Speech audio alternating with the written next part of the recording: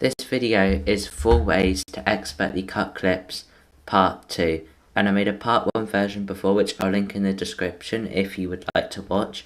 But it doesn't really matter if you watch them in order or not, if you want to.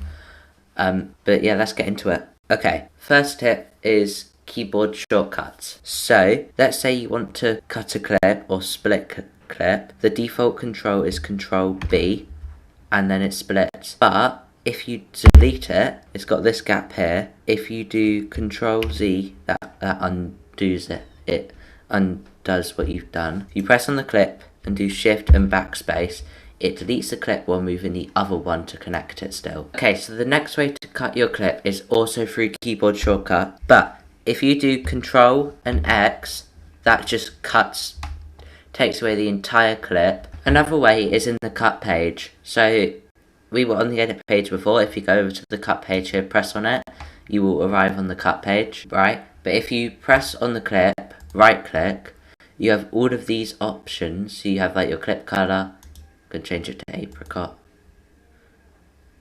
I can't remember what the one was before. Oh, that one.